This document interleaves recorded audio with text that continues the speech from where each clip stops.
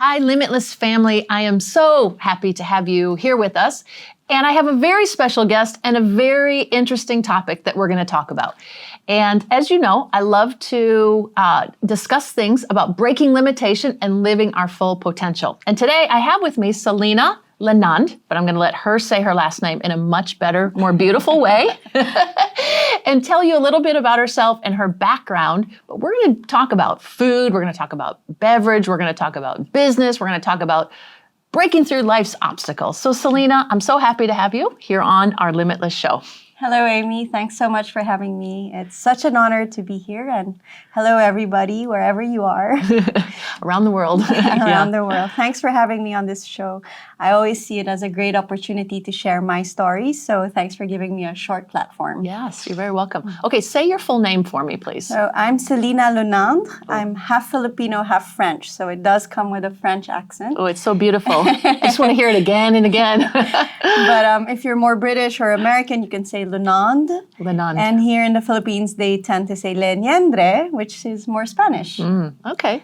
So as you just said, you are both Filipina and French. Yes. So how did that happen?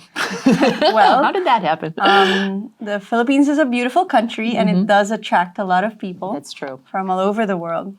And that's what brought my father here, and that's where he met my mom, here in Davao City. Yes. And I grew up in a family of restaurateurs.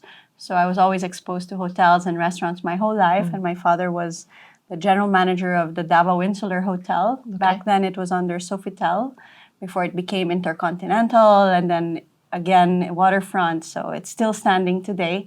So it's nice to go there once in a while. Brings back memories.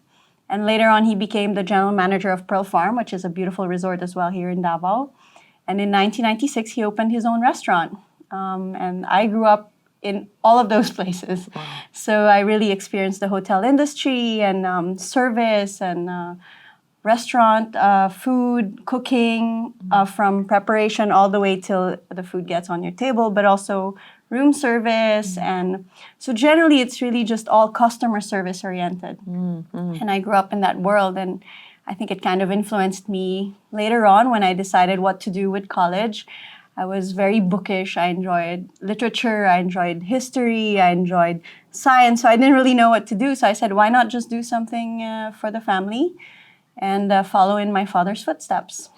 On that note, I just want to say something about your father, because I have so many memories being here in Davao City and going to his restaurant. Well, his and your mom's restaurant, but it was named after him, yes, Claude. And that was my go-to restaurant for like special occasions. And I think many people like fine dining, authentically French. Yes. I always found that really cool that here, you know, I'm an American in the Philippines, but I can go to an authentically French restaurant and it was delicious. So I just have so many great memories. Thank you. I would always get the pepper steak. Yes. That was my favorite. That's a favorite of many others. Yeah. So it's a very good choice. It was our special, and I think no one still can make that pepper sauce that my father makes. Yeah. No, that was like the clincher to it. You're right. Maybe you can make it, huh? I bet you could. Yes, I do. She has all the secrets. Yes, I can make it. Wow. So what a fascinating way to grow up. And I think I want to focus on two things, but we'll just see how the conversation flows. The first topic would be on just experiencing food and how do we take that what we could look at as something very simple, something that we need every day, but make it more into an experience, more of an enjoyment. We'll start on that. But second of all, then later on, I want to ask you about maybe one great obstacle that you came through in your life and how you got through it, how you achieved success, because we all want to always learn from one another, you know? So, but let me go back to the first one. The first one is about food. Yes. And we were together having a dinner and had a group of people, and you actually just started talking, and I loved some of the things that you were saying about food. So let me give you a platform here and just share some of your heart about how to experience it, how to break limitations and, small mindsets regarding food. I think for me, food's very personal because aside from growing up around food, I think food is something that we extensively talk about in our family. So we have a lot of vocabulary around it. We define it as crunchy or warm or soft or slimy or chewy or, so we have all of these descriptive words for it. But food's very personal, and I think when you grow up, some of the first experiences you have as a child, I'm a mother now, so I see it through my child's eyes, and I see her discover the world. And I think it's one of the first things you really realize about your taste buds is that it has this wide range of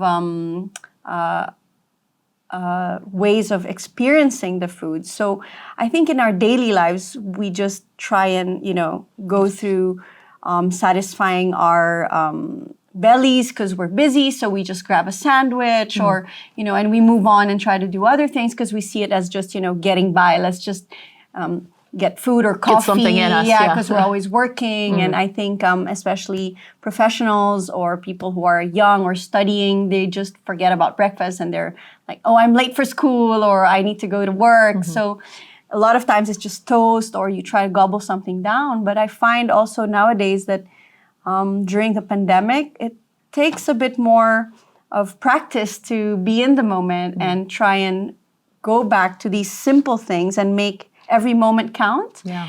And I find myself cooking more and more and spending more time on really appreciating the different flavors.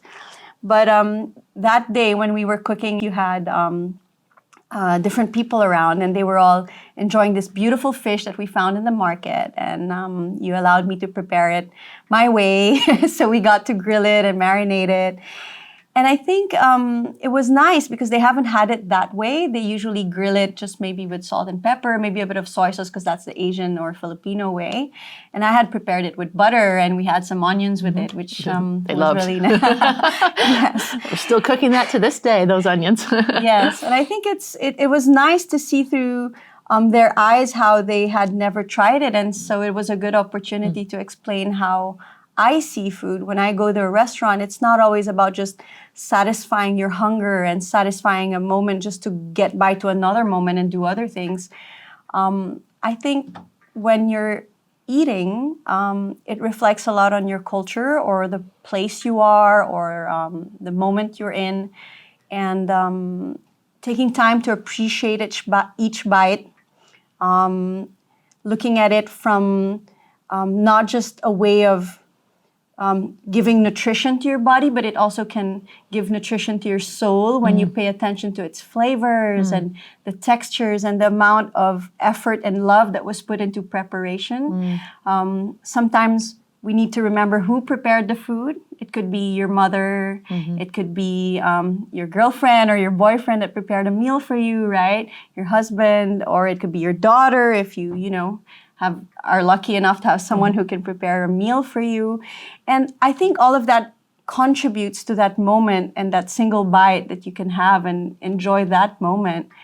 And a lot of times we overlook that. But I think it's another time to be more grateful about the many varieties of flavors that you can get and the fact that we're able to experience that. Yeah, I love that point. Even right now, in the midst of COVID and pandemic and people being in their homes and wherever you are in the world and whatever the restriction is, I think it's a really great practice to find enjoyment in every moment. And like if we just think about the food right now, I know I don't always do that. I usually enjoy my food, but if I make a conscious effort to say, hey, I'm eating here, and what am I eating? Whether it's a simple meal or something very, much more complex and at an expensive restaurant, or again, like something so simple, I can still find enjoyment in that. And it's a really great point. And I think especially in this day and age when we've got to find things and be conscious to feed ourselves. And as you mentioned earlier, even feed our soul,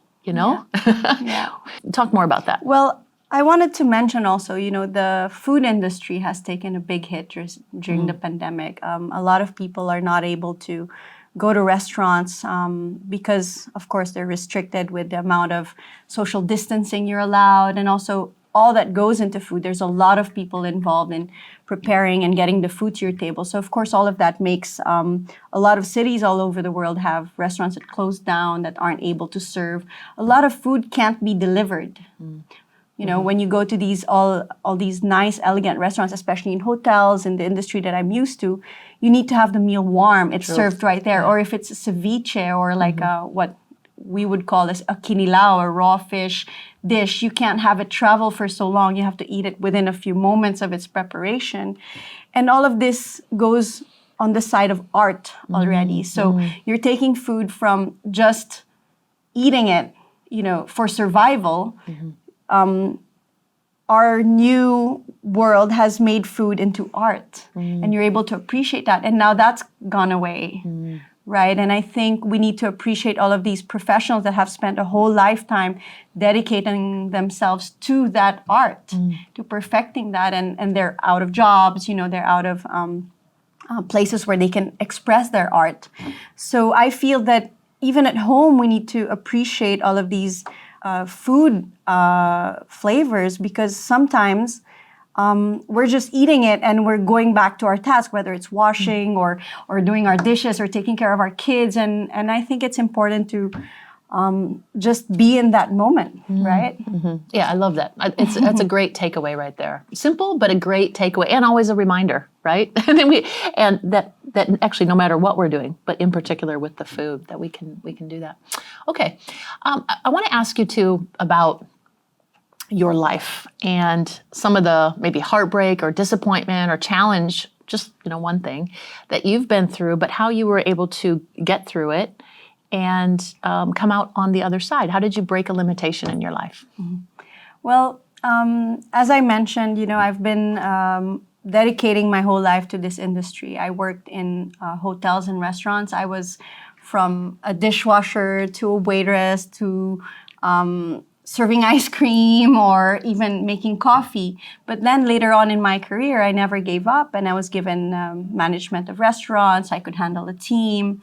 I even tried the reception, and I started doing room service. And all of these different skills gave me opportunities to work with different kinds of people. And I got to work with everyone from top level to lower level.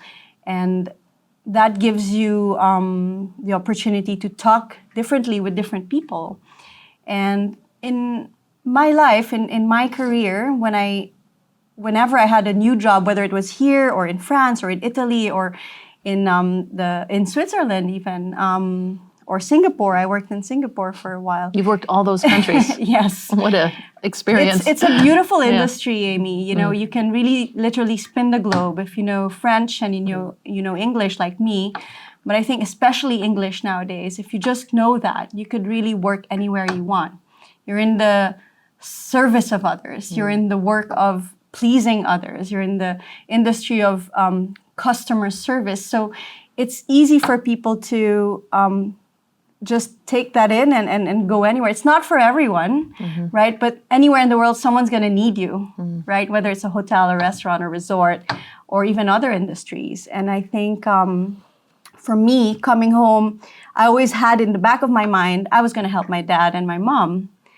And I found myself in my 30s, and I had been waiting for the moment when my parents would be ready to, okay, now it's your turn. You can take this restaurant, because I had seen the restaurant growing up since I was a little girl. I think the restaurant opened when I was 14. Wow. And then I was in my 30s, and I was like, okay, I've done my part. I've proven to you, I hope, from being a food and beverage manager, even of Manila Hotel in Manila, in the old area, the Rojas Avenue. And it's a beautiful old hotel. So, I thought, okay, you guys see that I can perform and I can do all this. Maybe it's time that you give me a chance. But sometimes in trying to please others, we forget ourselves and we forget what we're really supposed to be going towards, or your passion might run out as well because you're doing things for others. And I'm not saying that you shouldn't always help others, but sometimes you have to take care of yourself as well and remember why you're doing things. And so I came home and I got disappointed because the restaurant got closed and my parents just decided to retire suddenly. And then I was left with, what am I doing all these years trying to, please my family and show them that I'm able to do it, and then suddenly the restaurant's closed, and then it changes all your plans. So it takes a moment, to Sure. step back and really reevaluate what your goals are and, everything you've been dreaming of and planning. And Wow. you really try to think, was I wrong? What did I do wrong? Maybe I should have been around more instead of trying to keep proving in all these other establishments. Maybe I should have, so you start feeling self-guilt or you start feeling,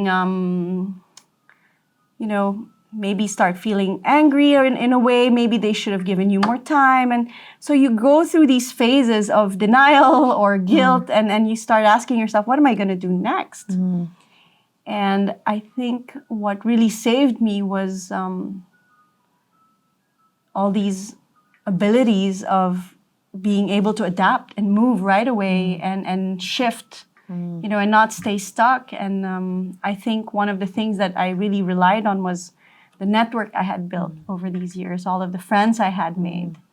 And they were able to inspire me again and remind me that, well, look at all these other qualities you've developed through doing what you were doing. I mean, sometimes in the culinary industry and the hotel industry, you develop all these other sets of skills that are useful in many other industries. So being able to use that and channel it into other things. So I became an entrepreneur.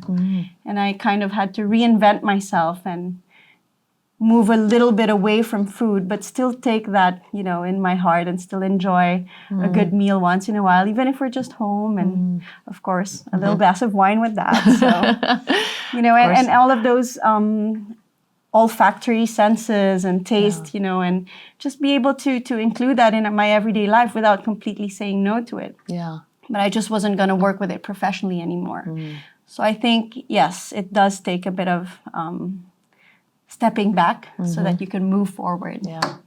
Yeah. So good. Lots of nuggets in there that I hear from you and I hear from the story that maybe we can all relate to, that, we can set our heart on something or have a goal, and if it doesn't work out like we thought it would and what we visioned it and imagined it, we have disappointment, we have anger, we have all kinds of different emotion. We talk about emotion a lot here and what to do with emotion, and that we need to process our emotion, not just stuff it down, And I know from our conversation earlier before this interview, you said that you really took some time out and you did self-care and you took care of yourself, right? Because you came to a place of, would you say disappointment? Would that be the right word? Yes. Or disappointment of what happened, or it didn't pan out as you thought, and you'd put a lot of effort.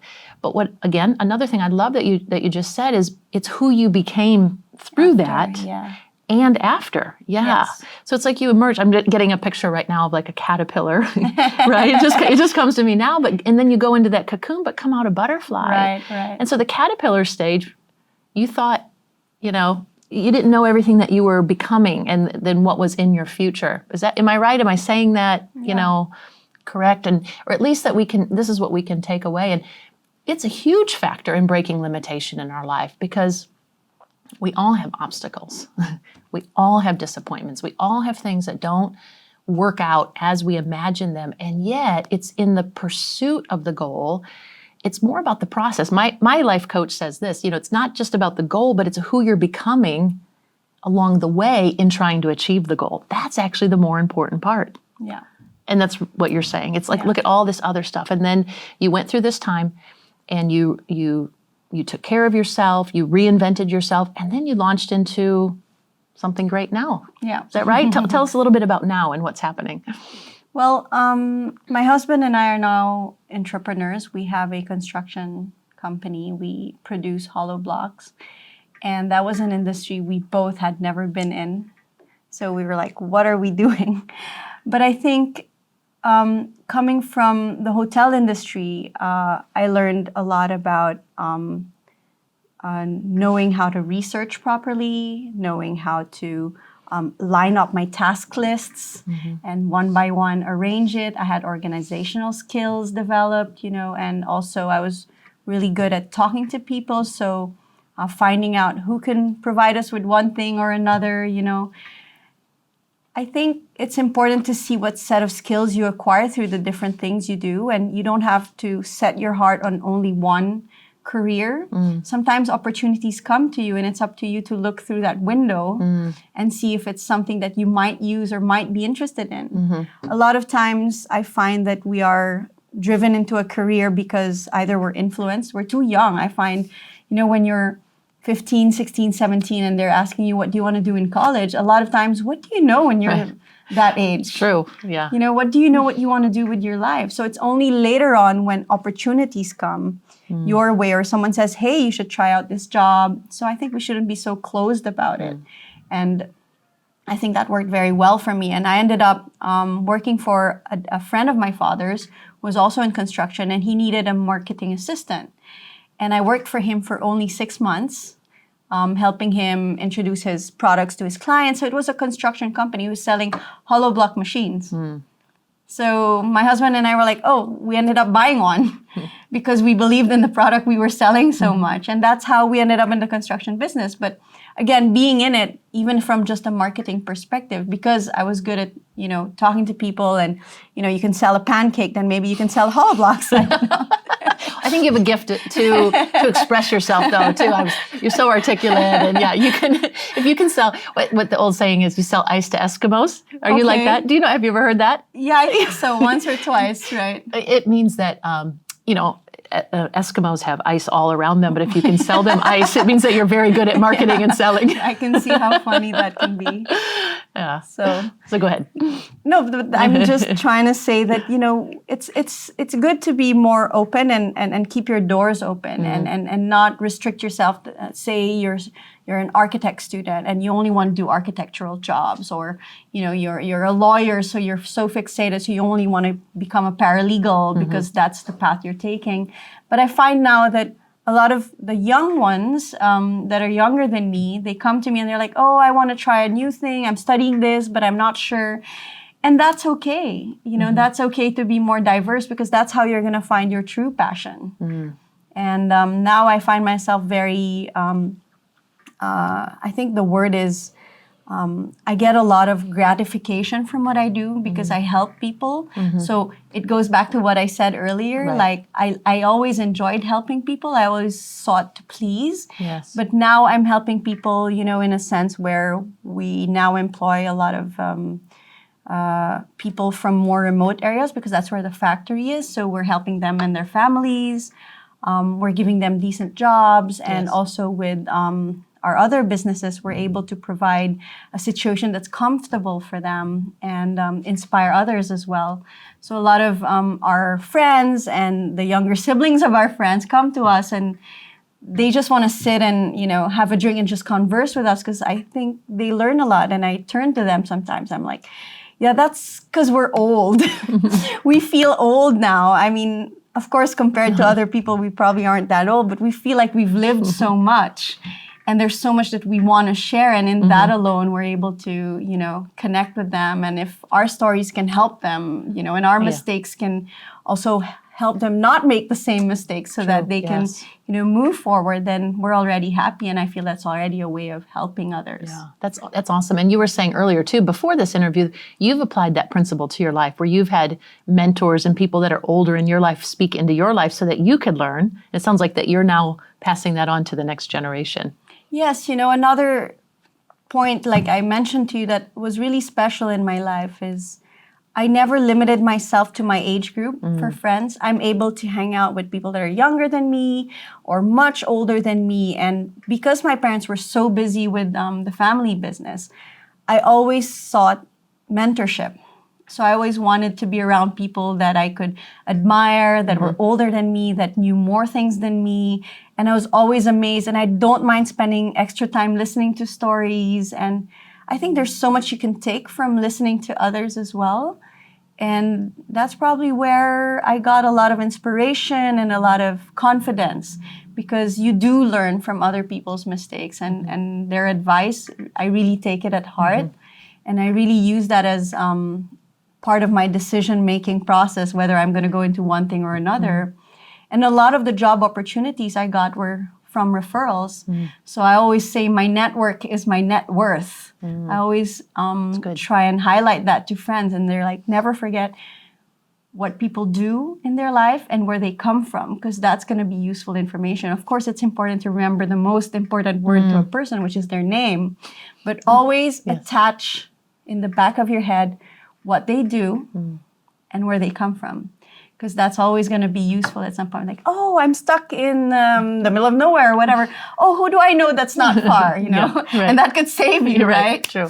Or, I should be doing this. Who do I know that has a business that can supply me for this thing or another? And then I'm like, oh, I know, I'll remember who. So, you know, it always helps. Yeah. And today I feel that as an entrepreneur. I'm like, oh, I always know someone who can either provide me with a spare part of one machine item or a supply of something else. So I thought that was pretty interesting, and I see myself enjoying that now. I'm like, oh. That's good. That's good.